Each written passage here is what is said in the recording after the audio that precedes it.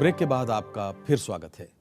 हम बात कर रहे हैं हिंदी गजल के राजकुमार दुष्यंत कुमार की।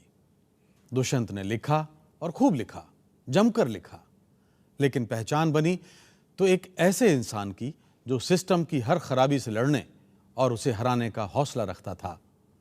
दुष्यंत की साफगोई और निर्मल झरने जैसा मन, गुस्सा आ जाए तो आसमान सिर पे उठा लें और उतर जाए तो मासूम बच्चे की खिलखिलाहट को भी मात करें। ऐसा था दुष्यंत का मिजाज और वो उसकी गजलों में साफ साफ नजर आता है।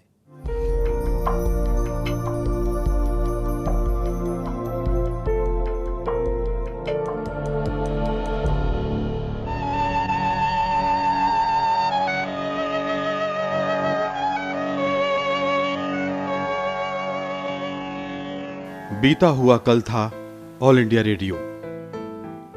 दुष्यंत सड़क पर, मस्तमौला और फक्कड़। उनकी इसी अदा पर दोस्त फिदा थे, लेकिन फिदा होने से पेट नहीं भरता। मध्य प्रदेश सरकार के भाषा संचालनालय में उप संचालक पद के लिए अर्जी लगा दी। साक्षात्कार हुआ, नतीजा कुछ नहीं। दुष्यंत परेशान। इसी बीच एक और संदेश मिला, साक्षात्कार के लिए फिर आइए। दोबारा गए। दरअसल हुआ यह कि जिस नौकरी के लिए अर्जी लगाई थी उससे ऊपर वाली पोस्ट के लिए उन्हें काबिल पाया गया। दुष्यंत बड़े अफसर बन गए। क्या आज के जमाने में यह मुमकिन है? कुछ साल बाद वो प्रथम श्रेणी अधिकारी थे, लेकिन दुष्यंत तो था आम आदमी का दुष्यंत। अफसर कैसे बनता? जब मैं मंत्रिमंडल में था तो वो भाषा विभाग में थे और मैं भी भाषा विभाग का मंत्री था। मुंह फट तो मैं उनको नहीं कहता, लेकिन अपनी बात को बहुत ढंग से कह सकते थे और कहने में संकोच नहीं करते थे। बातचीत के संवाद जब वो करते थे, मिलना जुलना होता था, तो एक दो विनोद जरूर करते थे और विनोद सहते भी थे। उनके विनोद में व्यंग का पूरा पुट होता था। कुली से लेकर कबाड़ी तक और संतरी से लेकर सांसद तक सभी दुष्यंत की मंडली में। किसी ने नखरे दिखाए तो मंडली से आउट। एक बार अपने विभाग के आईएएस सचिव से रार ठान बैठे, उनके खिलाफ मुहिम छेड़ दी। सचिव ने हार कर दुष्यंत से समझौते की बात चलाई। दुष्यंत ने मना कर दिया। कहा, जब तक सरकारी महकमे में यह घटियापन खत्म नहीं होता तब तक आपके खिलाफ यह होता रहेगा। राज्य के मुख्यमंत्री थे द्वारिका प्रसाद मिश्र। देश की राजनीति में उनकी बड़ी धाक थी। नेहरू जी के खास थे और राजनीति के चाणक्य कहे जाते थे। उन दिनों बस्तर के पूर्व महाराजा प्रवीण चंद्र भंजदेव पुलिस फायरिंग में मारे गए। वो आदिवासियों में बेहद लोकप्रिय थे। दुष्यंत ने एक लंबी कविता लिखी। उसका कुछ हिस्सा इस प्रकार है। मैंने सोचा था जब किसी को दिखाई नहीं देता मैं भी बंद कर लूं अपनी आंखें, न सोचूं एक ज्वालामुखी फूट रहा है, घुल जाने दूं लावे में, तड़प तड़प कर एक शिशु प्रजातंत्र का भविष्य जो मेरे भीतर मीठी नींद सो रहा है। इस कविता पर मुख्यमंत्री ने उन्हें तलब किया। कहा, आइंदा ऐसा मत लिखना।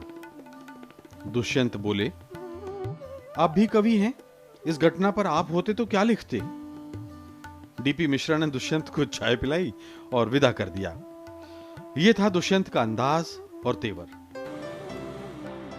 70 से 80 का दशक, देश ने देखा एक नया दुष्यंत। तमाम अखबार और पत्रिकाओं के पन्नों से लपटें निकल रही थी।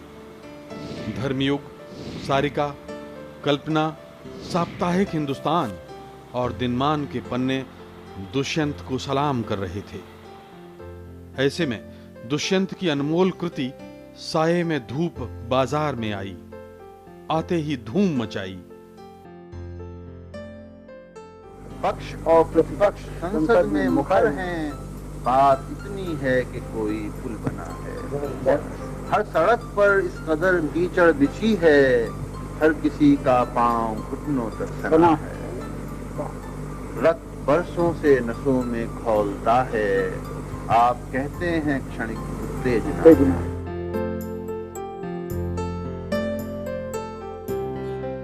लोग दुष्यंत की गजलों के दीवाने हो गए। आम आवाम ने पहली बार गजल को आंदोलन बनते देखा। हो गई है पीर पर्वत से पिघलनी चाहिए, इस हिमालय से कोई गंगा निकलनी चाहिए। हो गई है पीर, सिर्फ हंगामा खड़ा करना मेरा मकसद नहीं, मेरी कोशिश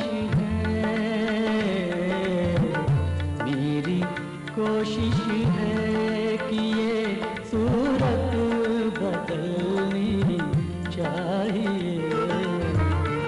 मेरे सीने में नहीं तो तेरे सीने में सही, वो कहीं भी आग, वो कहीं भी आग, लेकिन आग जलनी चाहिए।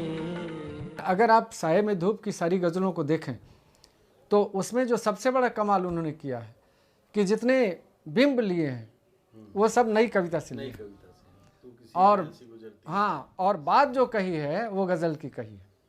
इस दो चीज़ों, दो विरासतों को मिला दिया है उन्होंने। कहाँ तो तय था चरागाह हर एक घर के लिए,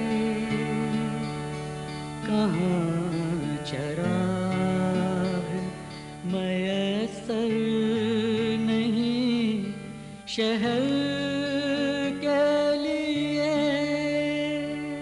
वो कोई शिखर सम्मान उसे नहीं मिला, कोई कालिदास सम्मान नहीं मिला जो राज्य शासन के मिलते हैं या संस्थानों के जो मिलते हैं, वो नहीं मिला उसका, और अच्छा हुआ नहीं मिला। क्यों? क्योंकि ऐसा कहा ये गर्व से कह सकता है यदि दुष्यंत कहना चाहे तो, और बल्कि कह रहा है वो कि तुम्हारे प्रतिष्ठानों के, तुम्हारे सरकारों के और इन सब के पुरस्कारों के को ठेंगा बताता हुआ मेरा साहित्य है, मेरी प्रतिष्ठा है। खंडहर बचे हुए हैं, इमारत नहीं रही, अच्छा हुआ कि सर पे कोई छत नहीं रही। हमने तमाम उम्र अकेले सफर किया, हम पर किसी खुदा की इनायत नहीं रही। हिम्मत से सच कहो तो बुरा मानते हैं लोग, रो रो के बात कहने की आदत नहीं रही। लेकिन दुष्यंत की गजलों में सिर्फ आम आदमी का गुस्सा नहीं था। तुमने इस तालाब में रोहू पकड़ने के लिए छोटी छोटी मछलियां चारा बनाकर फेंक दी।